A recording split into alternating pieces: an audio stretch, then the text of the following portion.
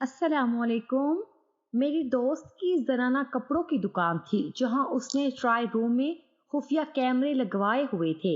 दिन भर औरतें कपड़े बदल बदल कर ट्राई करके खरीदती और रात को हम दोनों दोस्त मिलकर उन औरतों की वीडियो देखकर मजे लेते।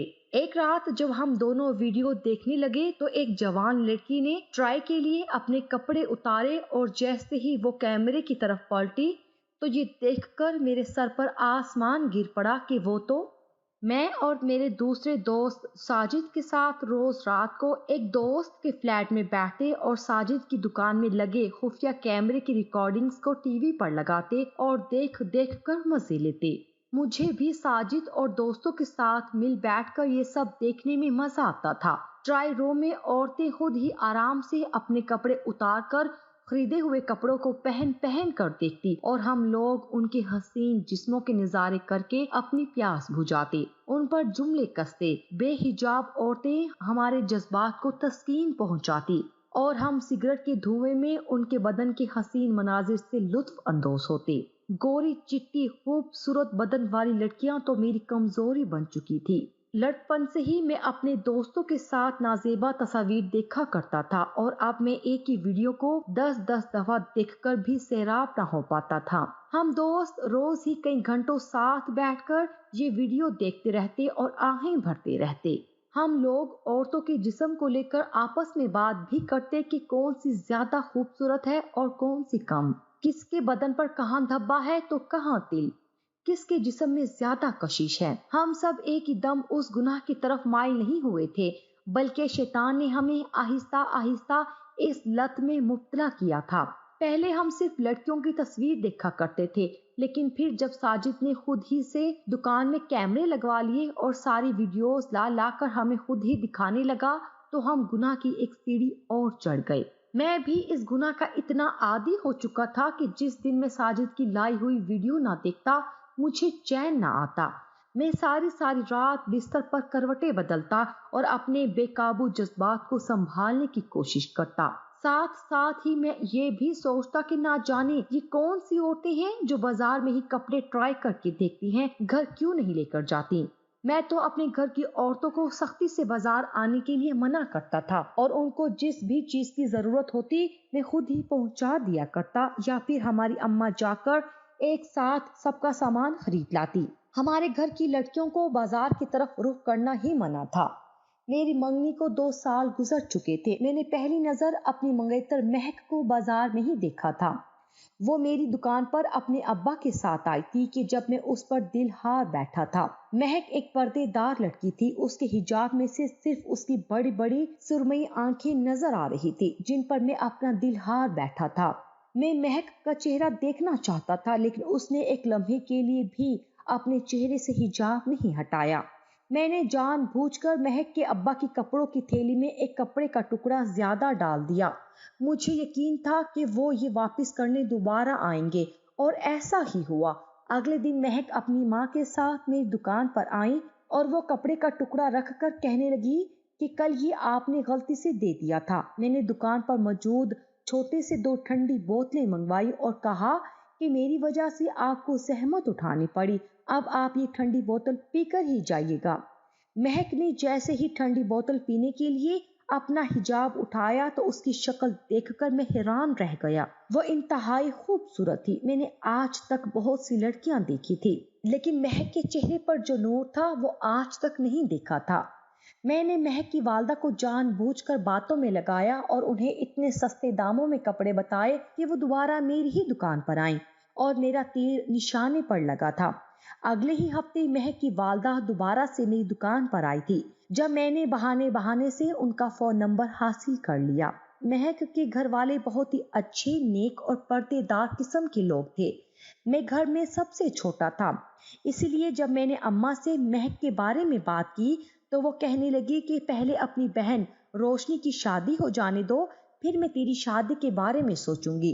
रोजाना ही औरतों की बेहिजाब वीडियोस देखकर मैं इस कदर जज्बात के तूफान में बहता जा रहा था कि मेरे लिए इंतजार करना बहुत ही कठिन काम था। लेकिन अम्मा ने साफ साफ कह दिया था कि पहले रोशनी की शादी होगी। रोशनी का रिश्ता एक बहुत अच्छी जगह हुआ था और उसकी शादी की तैयारियां चल रही थी। مجھے بس کچھ مہینوں کا انتظار کرنا تھا اور پھر مہک کو میری دلہن بننا تھا، لیکن میں یہ انتظار کرنے کو بھی تیار نہیں تھا اور میں نے گھر میں اس قدر ہنگامہ ڈالا کہ روشنی کی شادی سے پہلے ہی اماں کو مہک کے لیے میرا رشتہ لے کر جانا پڑا۔ مہک کے گھر والوں نے کچھ وقت لیا اور اس کے بعد میری اور مہک کی منگنی ہو گئی۔ میں مہک سے ملنے کے لیے بے تاب تھا، لیکن مہک نے صاف کہہ دیا تھا کہ وہ شادی سے پہلے کسی بھی طرح مجھ سے ملاقات نہیں کرے گی۔ اس کے لیے یہ سب گناہ کی بات ہے اور میرے لیے میری ضرورت تھی۔ میں اپنی نفسانی خواہشات کے ہاتھوں اس قدر مجبور ہو گیا تھا کہ ایک دن اچانک ہی مہک کے گھر بغیر بتائے چلا گیا۔ مہک کے اماں ابا اتفاق سے گھر پر موجود نہیں تھے اور میں نے موقع سے فائدہ اٹھاتے ہوئے مہک کو اپنی باہوں کے گھیرے میں لے لیا۔ مجھے اندازہ نہیں تھا کہ میرے اس عمل سے مہک کو تکلیف پہنچے گی۔ مہک اچانک ہی زور و شور سے رونے لگی اور اس نے مجھے بہت برا بھلا کہا۔ میں نے مہک سے معافی مانگی اور خاموشی سے اس کے گھر سے چلا آیا اور اس دن کے بعد سے میں نے کبھی بھی اپنی حد پار کرنے کی کوشش نہیں کی تھی، بلکہ میں جان گیا تھا کہ مہک ایک حیادار اور پردے دار لڑکی ہے، وہ آج کل کی دوسری لڑکیوں کی طرح نہیں ہے۔ میں نے اپنے دل میں ٹھان لیا تھا کہ میں آج کے بعد مہک کی عزت کروں گا اور پوری طرح اس کی حفاظت کروں گا، لیکن ہر رات ساجد کی لائی ہوئی ویڈیوز میرے اندر ایک نئی آگ لگا دیتی اور میں مہک کے لیے تڑپنے لگتا اور ساری رات بستر پر کروٹیں بدلتا رہتا۔ میرا دل چاہتا کہ کسی بھی طرح میں مہک کو حاصل کر لوں، لیکن میں خود کو قابو میں رکھتا۔ مجھے معلوم تھا کہ یہ جدائی بس کچھ ہی دنوں کی ہے اور اس کے بعد مہک ہمیشہ کے لیے میرے کمرے میں میرے بستر پر ہوگی اور اس کچھ دنوں کی جدائی کو مجھے ہر حال میں برداشت کرنا ہوگا۔ مجھے اس بات کی بہت خوشی تھی کہ مہک آج کل کی لڑکیوں کی طرح نہیں تھی اور میری شادی ایک ایسی لڑکی سے ہو رہی تھی جسے کسی اور نے نہیں دیکھا تھا۔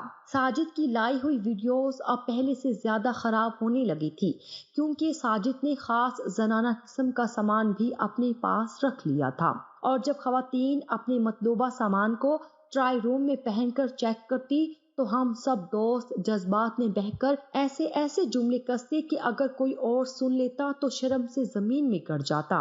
ہم نے آج تک بہت سی عورتوں کو پوری طرح بے حجاب دیکھا تھا۔ ہم سب کو ہی اس گناہ کی ایسی لذت لگی تھی کہ اب ہم اسے کسی بھی طرح چھوڑ نہیں سکتے تھے۔ میری بڑی بہن روشنی اکثر ہی مجھ سے پوچھتی کہ تم آدھی رات کو کہاں سے آتے ہو جبکہ دکان تو رات 9 بجے کو بند ہو جاتی ہے، تو میں اسے کہتا کہ دوست کے ساتھ مل کر نئے کاروبار کے منصوبے بناتا ہوں۔ یہ سن کر وہ زور سے ہنسنے لگتی اور کہتی کہ بے وقوف کسی اور کو بنانا۔ مجھے اچھے سے علم ہے کہ تم اپنے دوستوں کے ساتھ مل کر سگریٹ پیتے ہو، اور میں حیرت سے اپنی بڑی بہن کو دیکھتا جو ہر وقت میری ماں بنی رہتی۔ روشنی کی شادی کے دن قریب آ رہے تھے اور گھر میں زور و شور سے شادی کی تیاریاں چل رہی تھی۔ روز ہی ماں مجھ سے شادی کے لیے بہت سارا سامان منگواتی۔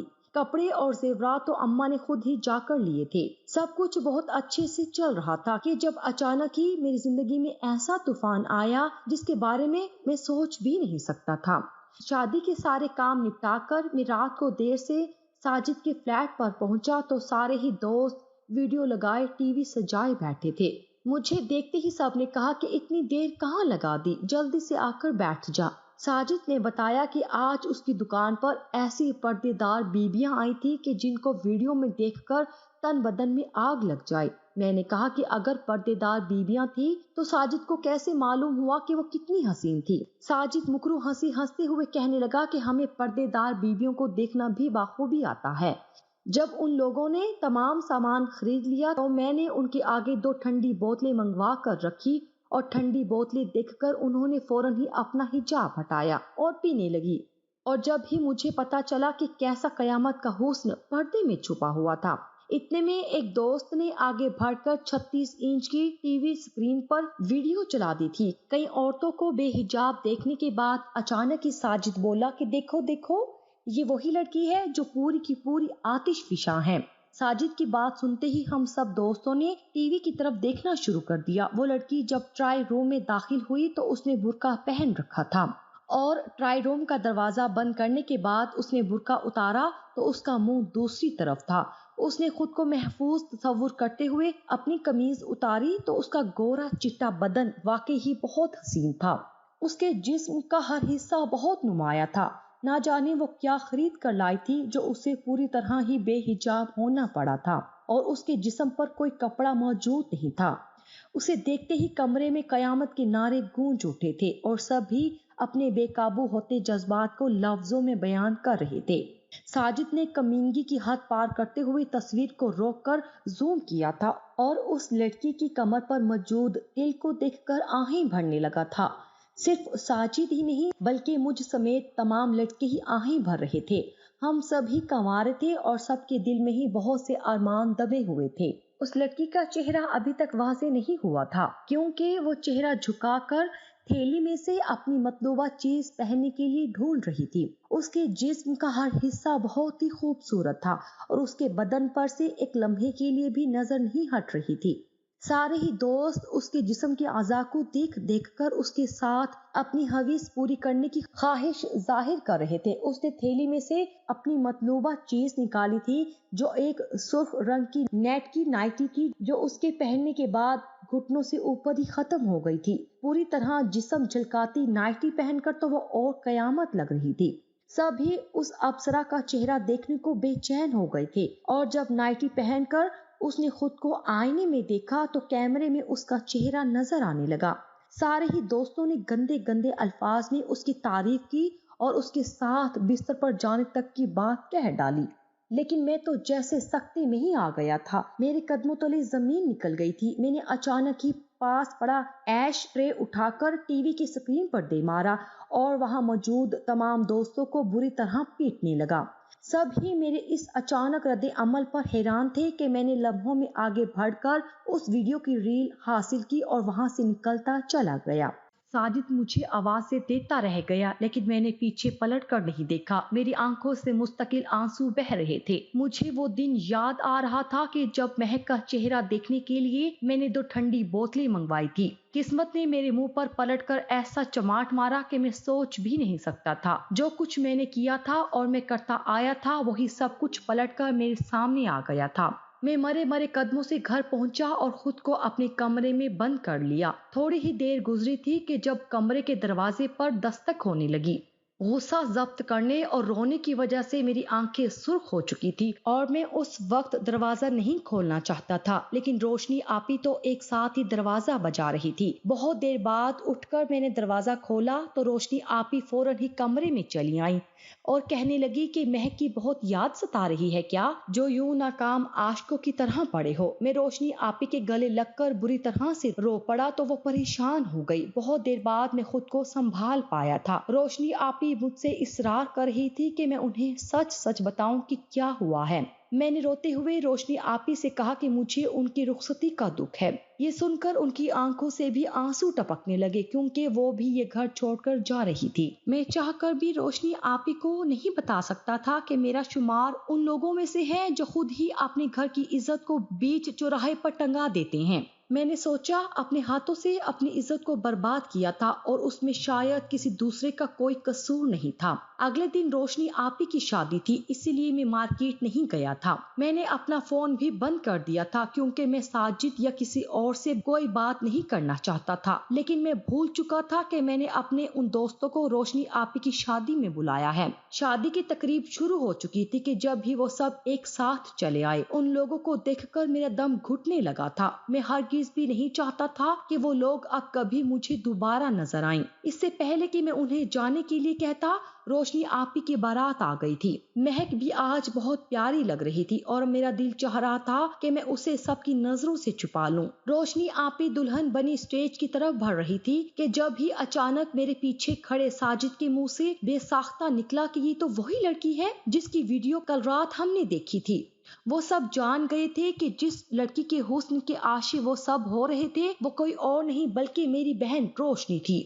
حقیقت کا پتہ چلتے ہی وہ سب لوگ خود ہی شادی کی تقریب چھوڑ کر چلے گئے تھے اور جاتے جاتے مجھ سے معافی بھی مانگ لی تھی، لیکن ان کی معافی سے میری بہن کی کھوئی ہوئی عزت واپس نہیں آ سکتی تھی۔ میں نے اپنی بہن کو باعزت طریقے سے رخصت کر دیا تھا، لیکن اس کی رخصتی پر میں نے جتنے آنسو بہائے تھے شادی میں موجود سبھی لوگ دیکھ کر حیران رہ گئے تھے اور سبھی مجھے سمجھا رہے تھے کہ بہن کو ایک نہ ایک دن تو رخصت کرنا ہی ہوتا ہے۔ خوشی کی بات تو یہ ہے کہ باعزت طریقے سے روشنی کی شادی ہو گئی ہے۔ मैं किसी को क्या बताता कि शादी से एक रात पहले ही मैंने अपने दोस्तों के साथ मिलकर अपनी नजरों से अपनी बहन की इज्जत लूट ली थी। बहन को रुखसत करने के बाद जब हम घर वापस आए तो मैंने अम्मी से पूछा कि रोशनी आपी बाजार क्यों गई थी। अम्मी कहने लगी कि उसे कुछ जरूरी काम था और वो मेरी इजाजत लेकर पर्दे में बाजार गई थी। शायद वो अपने होने वाले शौहर के लिए इस तरह का लिबास खरीदने गई थी और उसने खुद को ट्रायल रूम में महफूज तस्वुर करते हुए वो लिबास पहन कर देखा था। वो किसी और से तो ये सब मंगवा नहीं सकती थी, लेकिन उसे क्या खबर थी कि उसके भाई की तरह के दरिंदे मार्केट में मौजूद होते हैं जो बाजी बाजी कहकर ही औरत को सर से पैर तक जांच लेते हैं।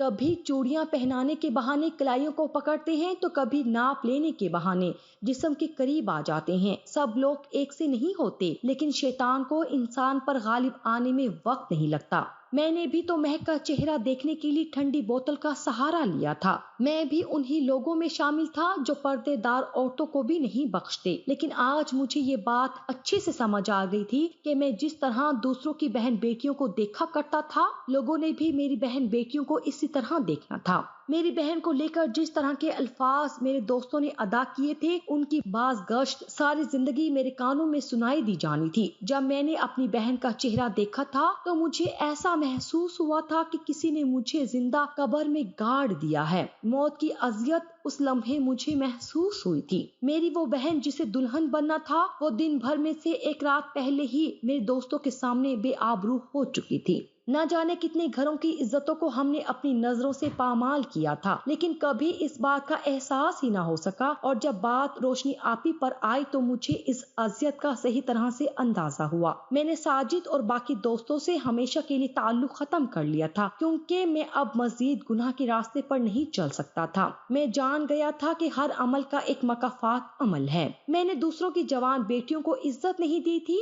इसीलिए मेरी जवान बहन को भी इज्जत नहीं मिली थी। आखिरी बार जब मैंने साजिद से मुलाकात की तो उससे कहा कि वो अपनी दुकान की तमाम खुफिया कैमरों को खत्म करवा दे, दूसरी सूरत में मैं पुलिस स्टेशन में रिपोर्ट दर्ज करवा दूंगा। साजिद शायद उस दिन के बाद से खुद भी बहुत पशेमान था और उसने खुद ही तमाम खुफिया कैमरों को खत्म करवा दिया था। गुनाहों की लज्जत से छुटकारा पाना इतना आसान तो नहीं होता, लेकिन अगर इंसान इरादा कर ले तो कुछ वक्त के बाद ही सही, लेकिन वो गुनाहों की दलदल से निकल ही आता है। कुछ अरसे बाद मेरी और महक की शादी हो गई थी और मैंने महक के सामने इस बात का इतराफ भी कर लिया था कि मैंने उसके हिजाब को हटाने की खातिर उसके आगे ठंडी बोतल पेश की थी। कुछ वक्त के लिए महक मुझसे नाराज हुई, लेकिन फिर वो मान गई क्योंकि मैंने अपनी गलती का खुद एतराफ किया था।